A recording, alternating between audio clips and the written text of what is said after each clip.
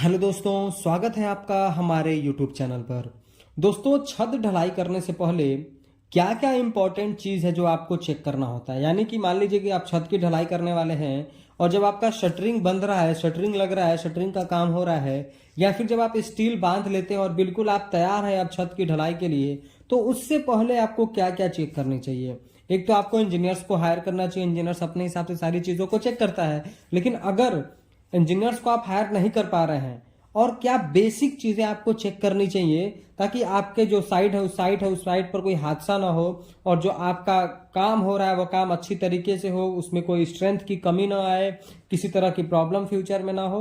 तो छत ढलाई करने से पहले आपको क्या चेक करना चाहिए, क्या इंपॉर्टेंट टॉपिक्स हैं, क्या इंपॉर्टेंट पॉइंट्स हैं जो आपको चेक करना चाहिए, आज के इस वीडियो में हम यही देखेंगे।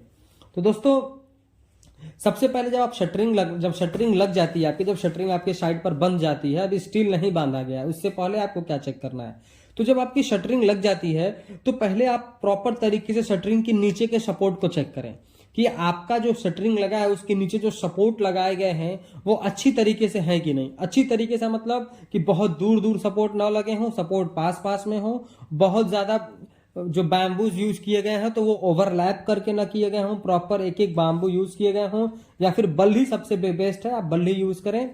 तो आप सपोर्ट को अच्छे से पहले नीचे चेक कर लेंगे। उसके बाद क्या है, अगर आप सपोर्ट को अच्छे से नहीं चेक करते हैं तो आपके साइड पर जो है कभी भी हादसा हो सकता है। हादसा इन द सेंस कि मान लीजिए कि आपका जो शटरिंग हुआ है वो बहुत प्रॉपर तरीके से नहीं हुआ है, और जब आप जानते हैं कि जब छत की ढलाई होती है तो उस पर मशीनें चलती हैं, उस पर लोग चलते हैं, उस पर वेट होता है, कंक्रीट का भी वेट आता है, कंक्रीट का अपना डेड लोड रहता है। तो इन सारी चीजों की लोड से आपका जो है कंक्रीट के लोड से आपकी शटरिंग गिरनी नहीं चाहिए। तो इसके लिए क्या है कि शटरिंग जो है सपोर्ट से रुका हुआ है, तो सपोर्ट आपका जो है बहुत अच्छी तरीके से लगा होना चाहिए। सपोर्ट में आप कोई भी कॉम्प्रोमाइज ना करें, आप खुद सपोर्ट को चेक करें।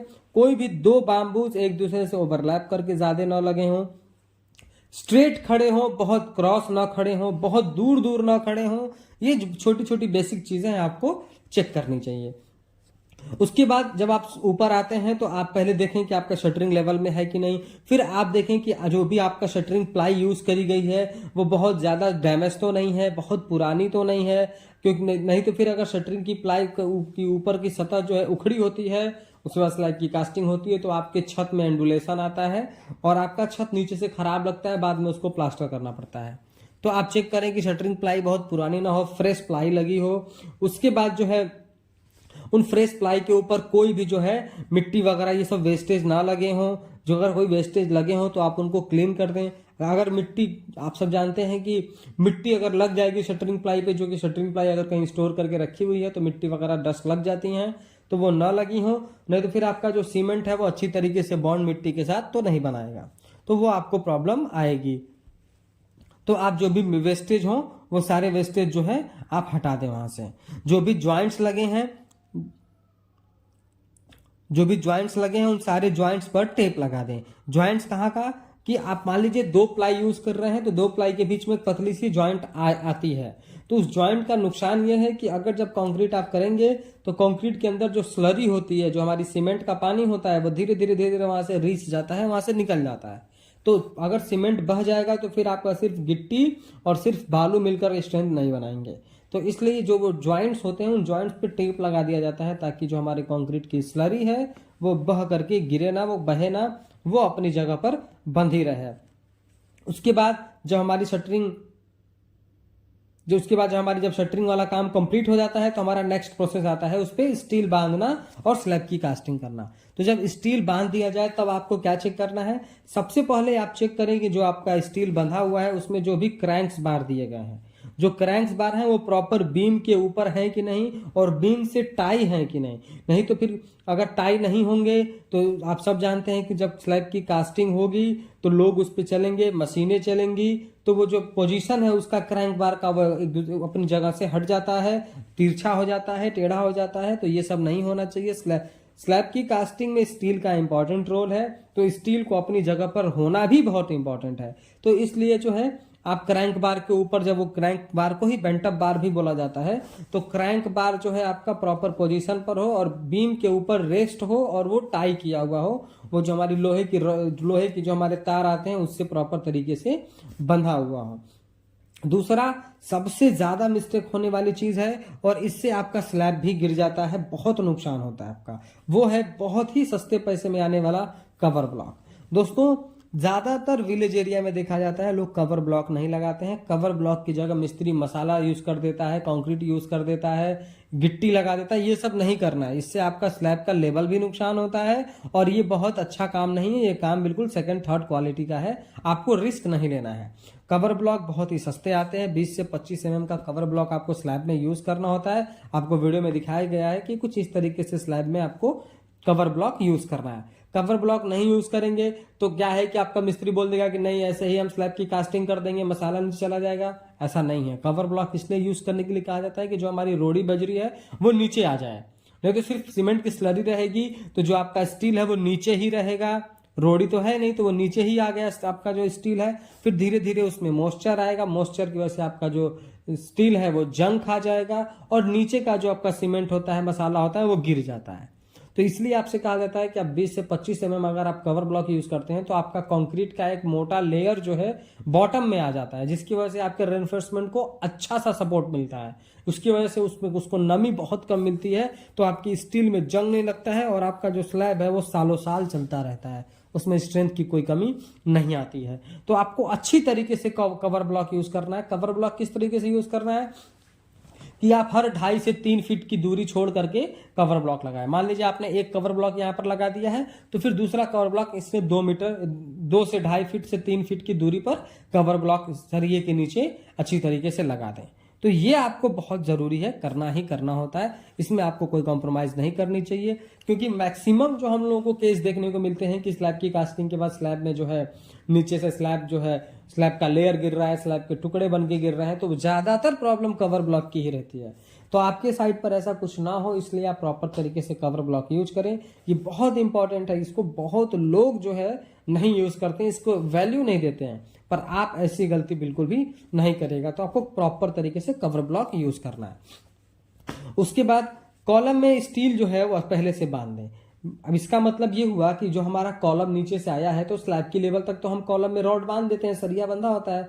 लेकिन होता ये मिस्टेक, मान लीजिए हम नीचे से 16 mm का सरिया लेकर आ रहे हैं और जब स्लैब की कास्टिंग होने वाली रहती है तो जल्दी जल्दी मिस्त्री क्या करता है, उसमें 10 mm 12 mm जो भी सरिया का टुकड़ा पाता है उसको बांध देता है। तो ये बहुत बड़ी मिस्टेक है। जब आपका सरिया बनकर रेडी हो जाए, स्लैब की कास्टिंग करनी हो, तो जितने भी आपके कॉलम है आप सारे कॉलम के पास जाकर के देखिए कि जो उसमें कॉलम में आपका स्टील लगा है वो स्लैब की जो थिकनेस है उससे 3 फीट तक ऊपर है कि नहीं। अगर नहीं है तो उसको बिल्कुल स्लैब के बॉटम से, जो अपना स्लैब अपने शटरिंग करी है उसके बाद आपने जो स्लैब बीम का बॉटम बनाए वहां से आप बिल्कुल स्टील बांधकर कम से कम 3 फीट की लैपिंग देकर आप उसको ऊपर तक उठा दें।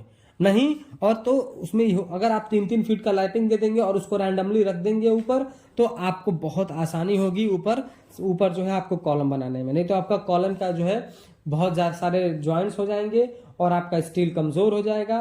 क्योंकि अगर नीचे से 16 mm आया, जल्दी जल्दी में आपने 10 mm 12 mm बांध दिया, तो आपका जो स्लैब है वो आपका स्लैब करे, आपका जो कॉलम है वो कॉलम आपका नुकसान भी हो सकता है, उसमें स्ट्रेंथ की कमी आ सकती है। तो इसलिए आप स्लैब कास्टिंग करने से पहले एक बार अच्छी तरीके से देखें कि जो भी आपने कॉलम बांधा है, कॉलम की स्टील 3 फीट की हाइट तक है कि नहीं।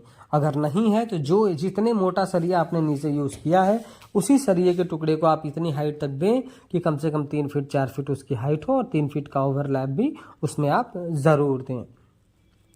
उसके बाद दोस्तों कि जब हमारा ये इलेक्ट्रीशियन का काम जब हो जाता है, यानी कि जब स्लैब की कास्टिंग से करने से पहले हम जब अपना कंड्यूट पाइप डालते हैं स्लैब में वायरिंग करने के लिए, तो कंड्यूट पाइप में बहुत सारे मसले देखने को मिलते हैं। सबसे बड़ी प्रॉब्लम तो ये देखने को मिलती है कि स्लैब की ढलाई हो गई, उसके बाद जब इलेक्ट्रीशियन तार डालता है तो उसमें वायर नहीं डाल पाता क्योंकि वो चौक हो गया होता है।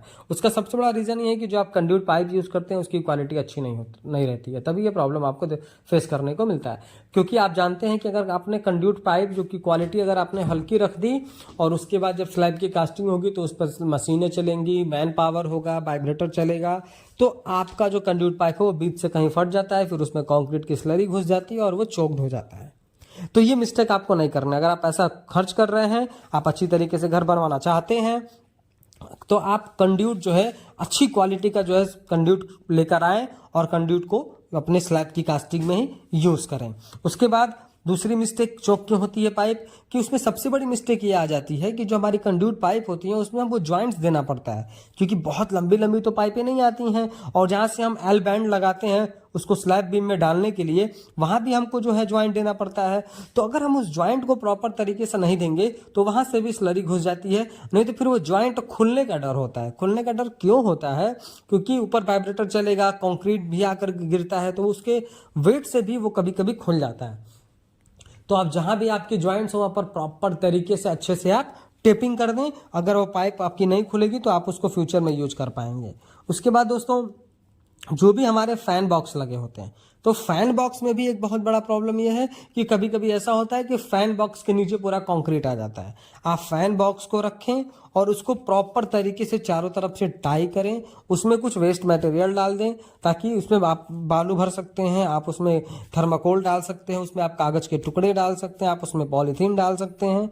ऐसा उसमें आप कोई भी कंपोनेंट डालें जिससे कैम जो है हमारा सीमेंट बॉन्ड ना बना पाए। आप जो है मिट्टी नहीं यूज करेंगे। बहुत जगह दिखाया जाता है कि मिस्त्री और ठेकेदार मिट्टी यूज करवा देते हैं, तो मिट्टी आपको यूज नहीं करनी है।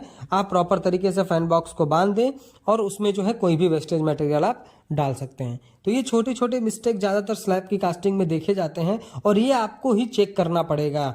अगर आप इंजीनियर हायर किए हैं तो वो तो ये सारी चीज़ों को अच्छे से चेक कर लेता है, लेकिन अगर आप इंजीनियर हायर नहीं किए हैं तो आपको इन सारी चीज़ों को चेक करना पड़ेगा, नहीं तो बाद में आपको बहुत सारा पछताना पड़ सकता है। तो दोस्तों, वीडियो आपने एंड तक देखा। अगर आपको वीडियो पसंद आया हो तो प्लीज़ वीडियो को लाइक करें और अपने दोस्तों के साथ शेयर ज़रूर करें। और दोस्तों, ऐसे ही कंस्ट्रक्शन से रिलेटेड अगर इन्फॉर्मेटिव वीडियोज़ इन फ्यूचर देखना चाहते हैं तो प्लीज़ मेरे चैनल को सब्सक्राइब करके बेल